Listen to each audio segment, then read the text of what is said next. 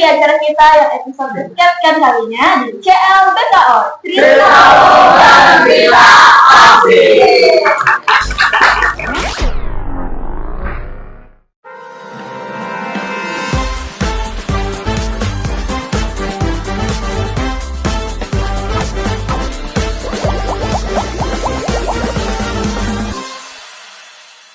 Sebelumnya kita perkenalkan diri dulu nih. Saya Harisana Dine Alaida dan saya Fadra Syakira Fari.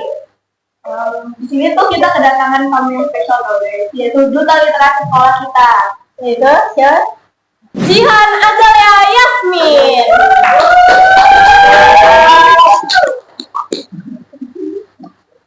Jihan boleh perkenalan diri dulu. Ya, halo semuanya, perkenalkan nama aku Jihan Azalia Yasmin. Kalian bisa panggil aku Jihan. Halo. Oke kak, di sini tuh kita ngundang kakak juga mau nanya-nanya kakak. Kan kakak itu duta literasi sekolah kita ya. Iya. Terus kakak juga udah nulis beberapa buku. Jadi kita mau Q&A. Oke, jadi kan kakak nih udah nulisin berapa nih kak? Berapa buku nih? Aku baru nulisin 5 buku. Wah, apa aja tuh kak? Boleh tolong kasih tahu kali aja ada yang mau nambah. Buku yang pertama aku nerbitin Ibu dan Hidupnya. Lalu buku yang kedua itu Ruang Virtual. Lalu yang ketiga itu buku tentang 1000 Sifat Satu Kepribadian. Terus yang kemarin baru rilis itu kalau nggak salah tentang bintang yang kembali terang. Nah, sekarang mungkin kita bisa mulai ke pertanyaan yang pertama. Kita mau tanyakan ke kakak nih kak. Ini ya kak, paling motivasi kakak tuh buat nulis apa? Motivasi aku pertama kali terjun ke dunia tulisan itu aku ngeliat di Instagram itu kalau nggak salah username-nya Sana dan Hel Bagas, di mana mereka menulis kisah hidupnya tapi melalui tulisan. Jadi mereka mengabadikan seseorang tapi melalui tulisan. Jadi aku terinspirasi kalau aku nggak bisa mengungkapkan kata sayang kepada seseorang secara langsung. Jadi aku lebih baik mengabadikan seseorang itu dalam tulisan supaya orang-orang juga tahu kalau orang itu ada di dalam kehidupan nyata. Jadi kakak bikin tulisan itu kayak ada seseorang di dalam bukunya ya kak? Iya. Mantep kak. Terus gimana nih cara kakak bagi waktu, kan maksudnya jadi penulis itu kan ya buat kita yang jarang baca mungkin ya susah kali ya. Nah, bagi waktu antara sekolah sama nulisnya itu gimana kak? Oke, jadi kalau menurut aku sendiri itu aku buat pertama kali nulis aku harus nyiapin jadwal kapan aku harus nulis, kapan aku harus belajar, dan itu harus balance. Kalau misalkan itu nggak balance, pasti ada salah satu yang tertinggal. Gimana aku cara ngebaginya? Aku bakal ngeliat list buat besoknya dulu. Ketika aku ada kerjaan sekolah, berarti aku jadwal nulisnya aku undur dulu. Tapi kalau misalkan gak ada waktu buat ngerjain tugas atau lagi free tugas, aku jadwalin itu buat nulis. Jadi selang-seling sih. Kalau misalkan ada tugas, berarti nulisnya nanti. Kalau nggak ada tugas, baru aku nulis. Keren ya kak bisa bagi waktu itu. Kita aja kadang-kadang yang nggak nulis aja PR-nya malam-malam dikerjain. Iya, betul. Kadang juga ketinggalan PR. Terus selanjutnya itu kakak tuh suka genre apa sih kalau nulis atau nggak baca buku? Aku suka genre romance karena kayak itu sangat relevan sama kita ya remaja yang masih masa pertumbuhan ya kan. Jadi kayak ini lucu nih romansnya, jadi suka gitu. Iya. Kalau misalnya penulis atau karya apa yang kakak sukain itu siapa kak? Penulisnya Sana. Jadi dia tuh nulisin Gis and An karyanya, dan itu tuh udah banyak banget seriesnya. Aku pernah baca beberapa seriesnya, dan itu kayak lucu banget kisahnya. Meskipun dari awal itu ada konflik, itu tuh tapi akhirnya ending bahagia gitu. Ending gitu. Iya. Betul. Ya, tapi aku kalau ending ada rekomendasinya nggak kak? Apa ya? Aku jarang baca itu, jadi kayaknya aku sedikit rekomendasi buat set ending kali ya. Berarti kakak lebih suka yang happy. Iya. Terus kalau misalnya perjalanan kakak nih di sekolah itu kakak pernah ikut apa aja nih? Atau kakak pernah ikut organisasi atau apa? Aku pernah ikut organisasi OSIS, terus aku juga ikut ekskul jurnalistik, aku juga masuk ke Pramuka Inti, masuk teater juga. Keren banget. Keren banget ternyata walaupun aktif di sekolah nulisnya nggak ketinggalan. Ini perlu kita contoh nih guys. Terus kalau proses kakak nulis tuh apa aja? Misalnya kayak Oke, kalau awal itu aku pasti nyiapin dulu ya alur dari awal sampai akhirnya. Habis itu kalau aku udah kepikiran nih mau buat cerita kayak apa, aku cari referensi seputar novel yang genrenya sama kayak yang pengen aku tulis. Habis itu aku nyiapin jadwalnya dulu, jadwal nulis. Biar aku nggak keteteran gitu dalam waktu penulisan.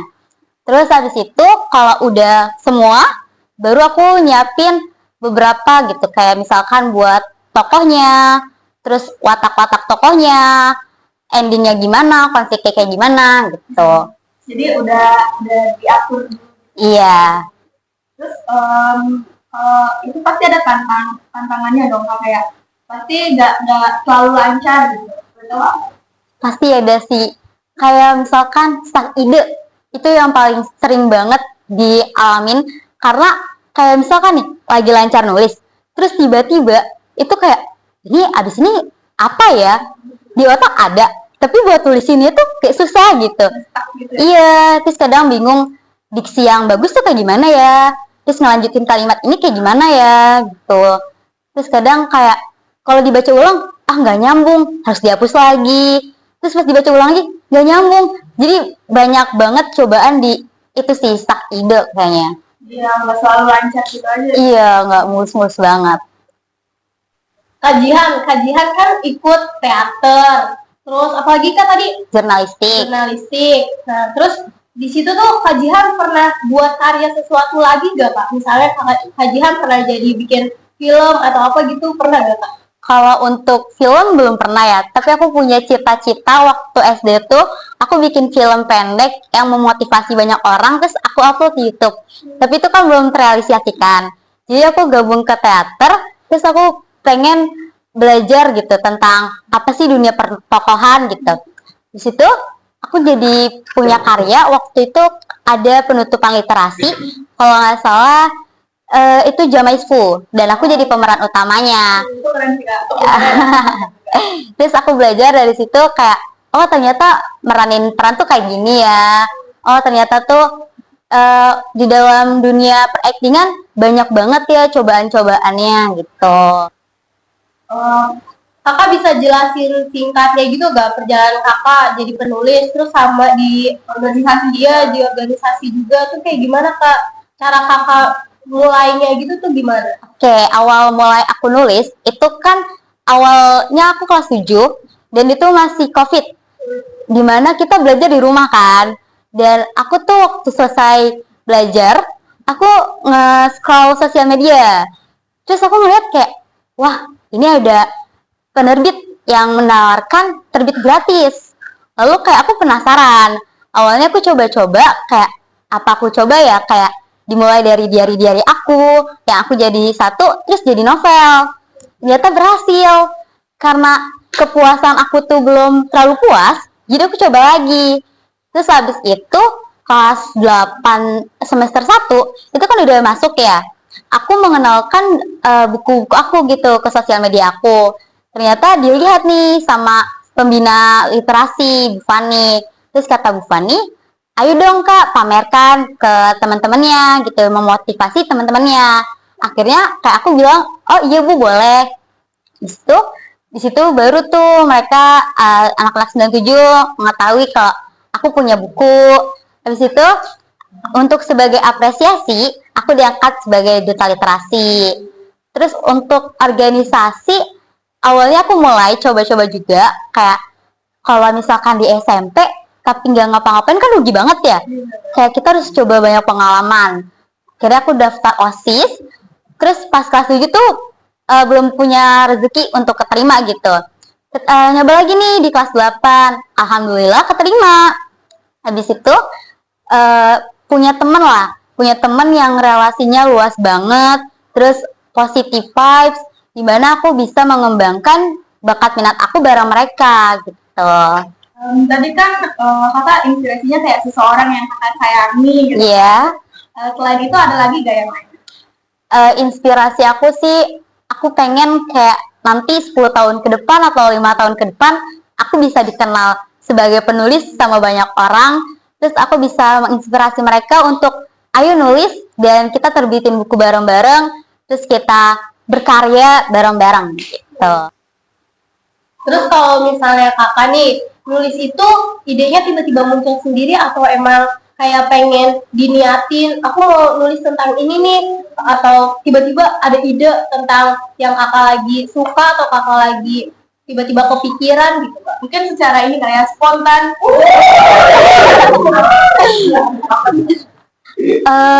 Kadang tuh ada muncul ide gitu kayak ini kayaknya tertarik nih kalau buat diterbitin, tapi kadang kayak gak balance sama kehidupan aku, kayak aku mau nulis tapi tiba-tiba pas mau mulai kok aku jadi bingung sendiri gitu, jadi aku harus tiba-tiba muncul ide gitu, terus aku catet, baru aku buat kerangka tulisan, baru aku realisasikan, dan aku harus menyelesaikan tulisan aku yang dimulai dari awal gitu.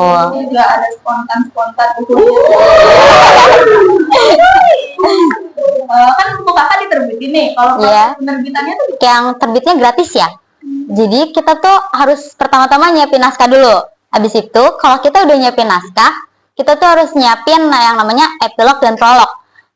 Epilog itu kan pengenalan kayak keseluruhan tapi secara ringkas kan. Di situ udah kita kirim ke penerbit. Habis itu kita kirim nih sinopsisnya. Habis kirim sinopsis, kita juga harus ngebuat yang namanya cover. Kalau udah semua, kita kirim. Tapi kan ada yang dimana namanya revisi. Terus kalau misalkan ada revisi, itu harus revisi dimana, oh ini yang kurang, oh ini yang harus direvisi oleh kita, dan lalu kalau udah selesai, kita kirim lagi ke penerbit. Tadi kan ada revisi ya Kak? Iya. Sebenarnya itu nggak sih kalau disuruh revisian kan biasanya bikin pusing Bang. Wah, itu nguras otak banget karena kayak, kok harus revisi? Harus apa lagi yang dibenerin gitu kan? Perasaan udah bener gitu, tapi karena kayak, wah harus terbit nih gitu kan, harus dipamerin ke orang-orang. Jadi kayak motor otak biar ada gitu tulisannya. Kalaupun tiba-tiba nih nggak ada, kayak harus cari referensi. Misalkan aku harus keluar gitu biar, oh ini kali ya yang harus dari revisi gitu, oh ini yang harus aku benerin. Jadi kalau udah semua aku udah nyari referensi, aku nulis lagi gitu. Berarti kayak harus apa ya, kayak apa namanya, healing. Iya, healing biar otaknya nyantai dulu. Iya. Terus ini nih Kak, apa namanya tadi, aku lupa ya apa itu loh, kan kakak healing nih, kakak biasanya sukanya ke wadah dia, kayak ada tempat khusus yang atau ada makanan yang bikin kakak tuh tambah senang terus jadi happy lagi tuh? Aku biasanya ke taman. Kalau misalkan aku kayak lagi stres nih cara tulisan gitu, aku pengen ke taman karena kan taman tuh banyak pohon ya, jadi kayak fresh, terus banyak anak-anak yang main, itu tuh bakal munculin ide yang tadinya nggak ada.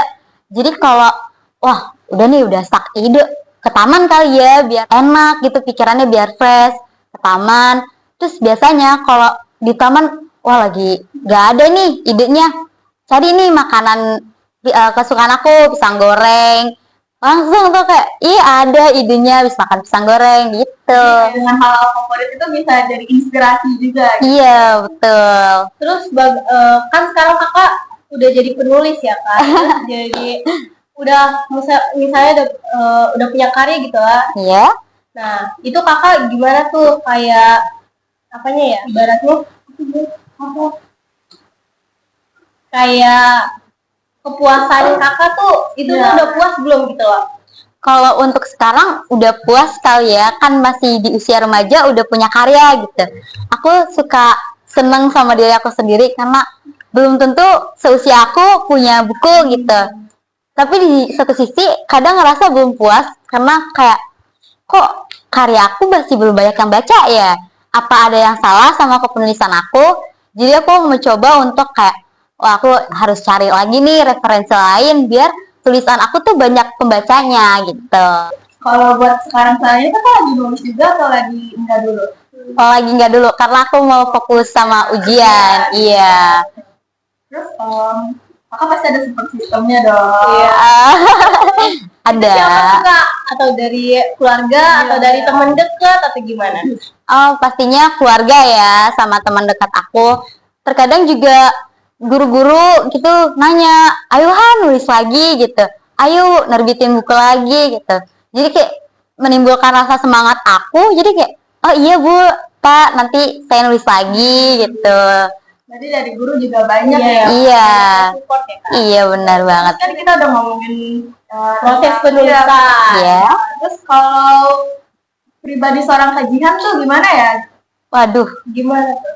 pribadi aku kasih sedikit aja kali ya. Aku tipikal orang yang suka mencoba hal baru. Menurut aku, selagi kita masih remaja, kita coba hal baru dong, gak ada salahnya kan. Terus kita menghabiskan stok gagal kita. Jadi aku mencoba kayak, wah ini adalah hal baru yang belum aku cobain, dan harus aku cobain. Biar aku punya banyak pengalaman dan pembelajaran. Berarti kakak lebih suka hal-hal yang baru gitu ya? Iya. Jadi dia pengen mencoba hal yang belum pernah dicoba. Jadi punya pengalaman baru gitu Iya, ya benar. Kak. Terus kalau misalkan nih kakak lagi nulis tuh suka dengerin musik atau sambil ngapain sukanya? Gak suka sih kalau sambil dengerin musik karena aku kan dengerin suara orang lain ya. Sedangkan aku harus dengerin pikiran aku untuk merealisasikan tulisan aku. Jadi aku tuh kalau lagi nulis, aku butuh ruangan yang sepi biar aku lancar nulisnya. Tapi kalau misalkan lagi stuck ide, aku harus cari referensi itu kayak tadi. Kalau nggak ke taman, kayak misalkan cuacanya nggak mendukung, ya aku lihat YouTube. Habis itu paling juga dengerin musik. Habis itu sebentar doang baru aku lanjut nulis lagi. Berarti kakak lebih suka yang tenang ya? Iya. Yang damai. Gitu. Iya. Kakak kan sekarang masih SMP. Iya. Nah, kakak mau lanjut kemana nih? Aku niatnya mau lanjut ke SMA sih, karena menurut aku bidang aku mungkin lebih dominan ke SMA daripada ke SMK. Jadi aku mau coba ke SMA dulu. Kan kakak sekarang nulis nih, apa cita-cita kakak ke depannya tuh pengen jadi penulis juga atau yang lain gitu? Apa nulis tuh cuma sebagai hobi nulis? Kayak nulis bukan buku doang atau nanti mau dijadiin film atau apa gitu kak? Aku punya cita-cita sebagai jaksa sih, tapi disandingin sama sastrawan. Karena aku pikir kita bisa jadi jaksa untuk menegakkan keadilan yang ada di Indonesia.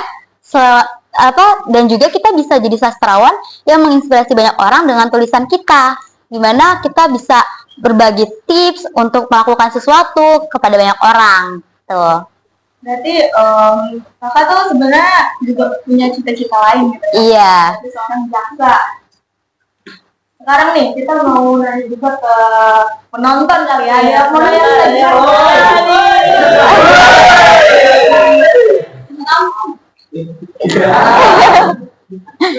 Ya, jalan. Selain hobi saya hobi nulis, hobi lainnya ada nggak? Hobi aku yang lain, mungkin aku suka nonton film. Aku suka nonton film yang direkomendasiin sama teman-teman aku. Kayak misalkan ada film baru nih di Netflix atau di bioskop, aku suka nonton itu sih. Jadi Kak Jihan juga suka nonton. Iya. Kalau nontonnya juga suka yang romance gitu atau genre lain? Atau horor gitu kak? Kalau buat nonton aku suka yang horor karena kayak itu menantang keberanian kita. Iya bener. Iya betul. Yang lain lagi, Aurel silakan. Tadi kan Kak Jihan katanya suka film. Iya. Ada rekomendasi nggak kak film horor atau mungkin film kesukaannya Kak Jihan? Rekomendasi film gitu. Rekomendasi film aku mungkin Habibie Ainun. Tapi itu kan itu udah lama ya. Aku terinspirasi banget sama Habibie Ainun karena itu tuh meskipun perjalanannya sulit, tapi mereka bisa menempuh kebahagiaan mereka yang dia inginkan gitu. Jadi aku pengen kayak, wah iya benar juga meskipun hidup tuh kadang sulit ya, tapi kita percaya bahwa ada sesuatu yang membahagiakan nantinya. Berarti kayaknya orang romantis. Ah, Baik banget ya. Nah, tadi kan ada rekomendasi film ya Kak. Kalau buat buku ada rekomendasinya nggak? Ya Kak, buku kita mau baca mungkin baca-baca juga. bukunya kalau dari aku ya, rekomendasi aku buku Terelie karena meskipun kadang bahasanya tuh berat, Iya betul. tapi bisa kita pahami gitu sebagai pelajar, dan itu mungkin relevan sama kita sebagai pelajar dan anak muda. Jadi kayak kalau kamu mau cari buku bacaan yang bagus banget, Terelie sih penulisnya. Itu kan sendiri Kak. Kalau dari Terelie-nya sendiri, buku apa favorit Kakak tuh apa dari? Iya. Buku favorit aku tentang series Bumi. Bumi. Iya. Itu beberapa banyak ya seriesnya, kalau yang tentang bumi, bulan, bintang, itu banyak ya Kak. Aku nggak ngitungin.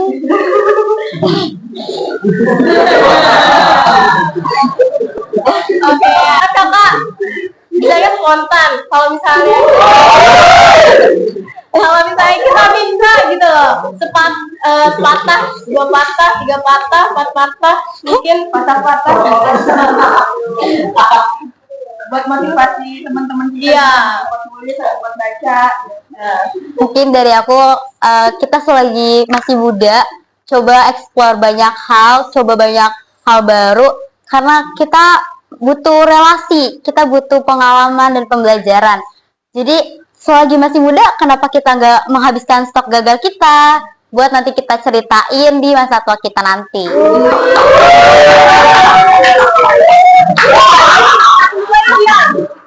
Kajian, buku bestsellernya apa nih? Buku bestseller aku Ibu dan Hidupnya. Wow, Iya, betul. Iya, ibu aku menceritakan ibu aku yang super luar biasa. Jadi aku pengen ngasih tahu ke orang-orang, aku mempunyai ibu yang sangat luar biasa dan ibu yang sangat sayang sama anaknya. Tadi kan ada buku 1000 sifat Satu kepribadian. Itu isinya tentang apa? Tentang sifat-sifat aku yang dimana orang-orang bilangnya ini tuh jihan banget gitu. Tapi aku punya satu kepribadian dimana aku kayak, ih enggak ini bukan aku.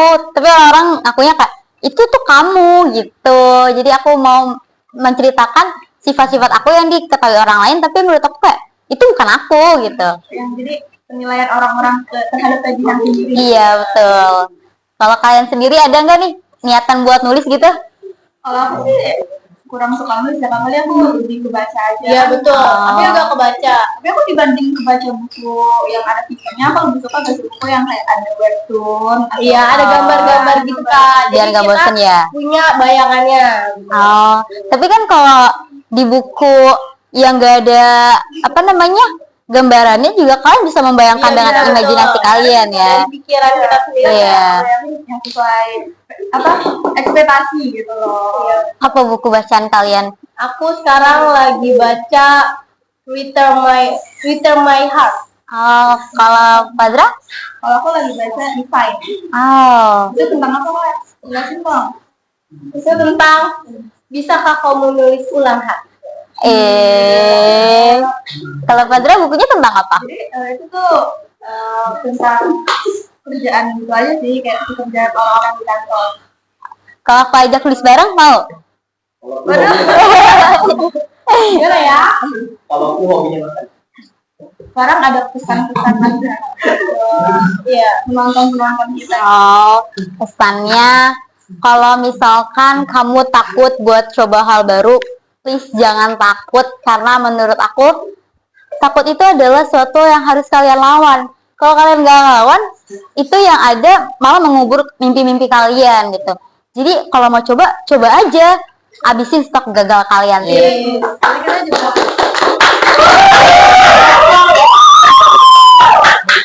berarti kita harus di luar dari zona nyaman. Itu. Nah, sekarang kita punya yang manis-manis nih Kak, buat buka puasa. Wah, apa tuh? Siapa Kakak?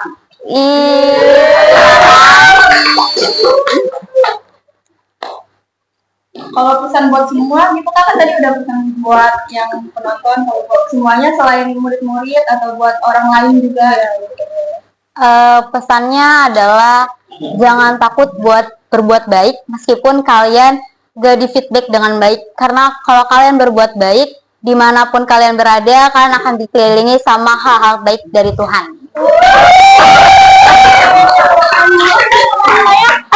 Boleh gak Kak?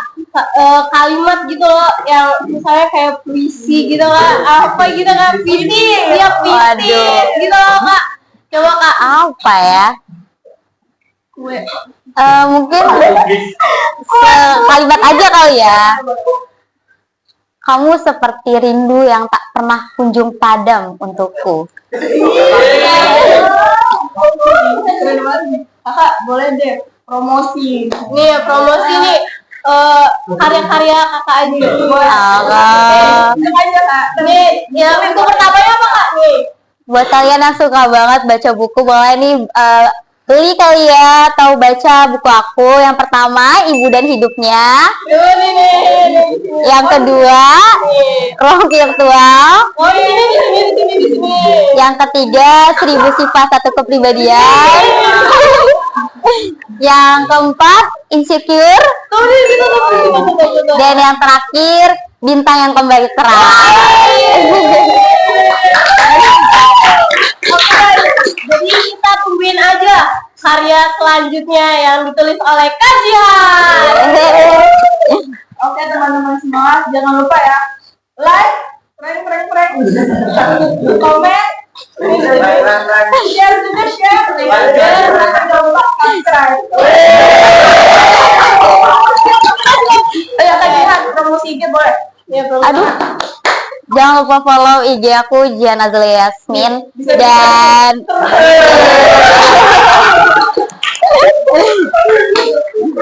keren banget.